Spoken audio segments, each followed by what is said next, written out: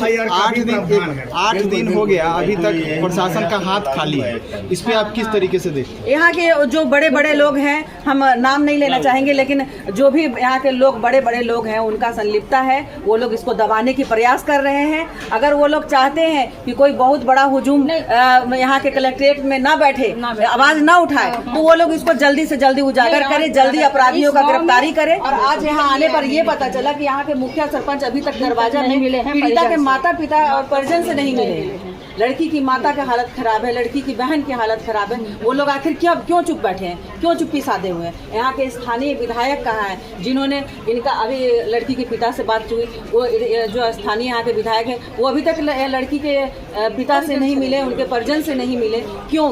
आखिर क्या संलिप्तता है ऐसा जो अभी तक किसी चीज की पुष्टि नहीं हो पाई है? यहाँ प्रशासनिक लापरवाही, ये प्रशासनिक लापरवाही की वजह से ही जो ये कांड हुआ है। लड़की आज इस दुनिया में नहीं है।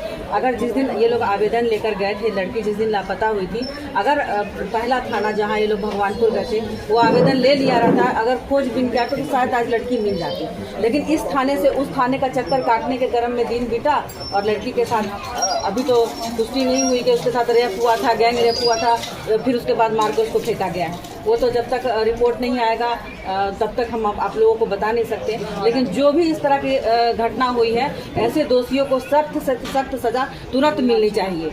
मतलब आप मरने के बाद कार्रवाई कर रहे हैं, थाना अध्यक्ष को निलंबित कर रहे हैं, हटा रहे हैं। यही चीज़ अगर पहले कर लेते तो शायद इतना नहीं होता और लड़की आज इस दुनिया में होती। लेकिन ये प्रशासनिक लापरवाही के चलते जो हमारा आज समाज एक लड़की को खो दिया। और आज सबसे बड़ी बात, सबसे बड़ा अदालत तो हमारे गांव के मुखिया सरपंच होते हैं और छुपाने का प्रयास किया जा रहा है। अगर ऐसा हो रहा है तो हमारी ये राष्ट्रीय मानवाधिकार एवं महिला कल्याण संस्थान की टीम जो आज पटना से यहाँ पहुंची है, ये मांग करती है सीबीआई जांच की, कि सीबीआई जांच हो और इसमें जितने लोग इन्वॉल्व हैं, यहाँ तक कि वो जो लाश गाड़ने वाला जो अपराधी है वो भी, क्योंकि इतने हम जो वीडियो देखे कि इतना पतला गड्ढा में ये कोई अनुभवी आदमी ही होगा जो उतने पतले गड्ढे को करके और प्री प्लान के साथ उस लड़की को वहाँ पे गाड़ा गया, मक्के की खेत में, और वो भी मक्के की खेत में। ये तो कहिए भगवान के घर में देर है अंधेर नहीं है, जो यहाँ पर वर्षा नहीं हुई और लाश सही सलामत मिल गया और इस चीज की जानकारी हुई कि नहीं उसी लड़की की लाश है, नहीं तो वो भी पता नहीं चलता। उसको भी दबाया गया है, उसके पर्स से मिला आधार कार्ड और उसके दुपट्टे से पता चला है। और भी उसकी थाना में बोला गया कि आपकी बहन का लाश नहीं है। हाँ, उनकी छोटी बेटी। थाना वाले वहाँ भी दबाने का कोशिश कर रहे थे। वो तो लड़की की बहन बोली कि जिद की कि नहीं ये मेरी बहन का लाश है, तब जाकर वो लोग इस चीज को आधार कार्ड को दिखलाई है, तब जाकर वो एक्सेप्ट किया। उस बॉडी को लावारिस बोल के हटा दिया जाता है। क्या महिला मानवाधिकार इसके लिए स्पीडी ट्रायल की मांग करती है? करती है, जरूर करती है, और नहीं करेगी तो धरना प्रदर्शन भी, उस लड़की को न्याय मिलना चाहिए। और दूसरी बात, हम आज गांव के बहुत सारे सामाजिक लोग यहाँ पर हैं, ये कहना चाहेंगे कि जिस तरह का छोटा सा बात पता चला कि हो सकता है उस लड़की को कहीं ब्लैकमेल किया जा रहा हो किसी चीज को लेकर, तो आप लोग कम से कम इतना कीजिए कि अपने गाँव में जागरूकता अभियान चलाइए, ताकि लड़की जो है वो अपने माँ बाप से या माता से या पिता से एक दोस्त की तरह फ्रेंडली बात करे कि अगर छोटा बात भी इस तरह का भी बात है तो वो अपने माँ बाप से शेयर कर सके कि हमको कोई ब्लैकमेल कर रहा है, तो शायद ये घटना नहीं होती। क्योंकि जैसा पता चला है कि वो लड़की को कोई ब्लैकमेल कर रहा था, एक साल से वो परेशान हो रही थी और उसकी दोस्त यहीं कोई बगल में रहती है, उसको वो बताएगी, जैसा कि बाद में पता चला। तो वो थाना में कंप्लेन करने के लिए रेडी भी हो गई, फिर वो दबाव के कारण अपना पैर नीचे कर ली। अच्छा, इस पूरे प्रकरण में दोषी आप किसको मानते हैं? समाज को, ये प्रशासन को, इसलिए कि हम लोग भी केस देखते हैं और इस तरह के मैंने जो कांड होते हैं वो लोग को देखते हैं, तो हम लोग के साथ भी ऐसा होता है कि मैडम ये इस क्षेत्र का नहीं है, उस क्षेत्र का घटना है, आप वहाँ जाइए, वहाँ से नहीं आवेदन लेंगे तो वहाँ से नहीं वहाँ जाइए। इस क्रम में इतने बड़े बड़े घटना को अंजाम देखने को मिल जाता है। अच्छा, अभी पता चला है कि 2 साल पहले भी एक लड़की गायब हुई है, लेकिन अभी तक उसका कुछ पता नहीं चला है। क्या उसकी भी इसी तरह संजना भारती की तरह हत्या करके दफन कर दिया? उसका 100 तो अभी तक मिला ही नहीं।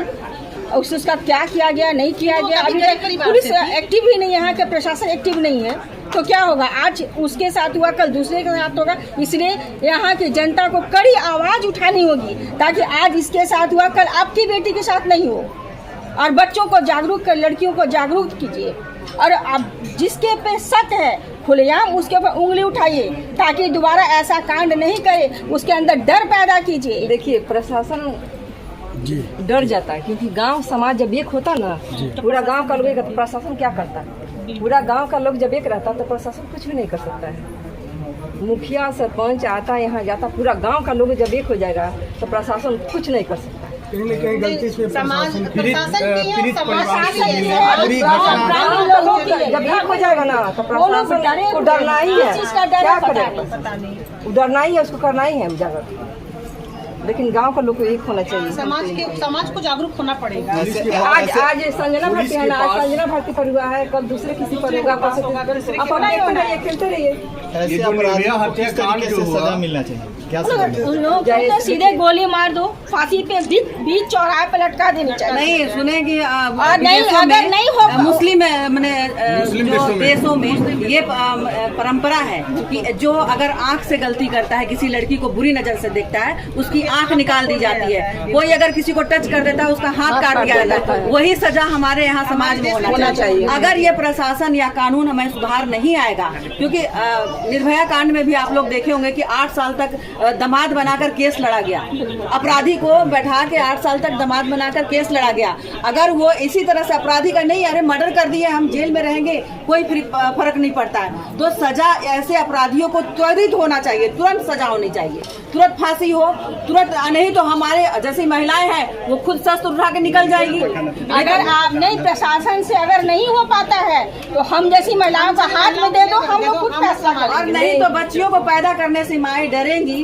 और नहीं तो माएँ अपने बच्चियों के पीछे हंसुआ, खुरपी, भाला, त्रिशूल ये लेकर चलेंगी अपने बच्चों के सुरक्षा के लिए। अच्छा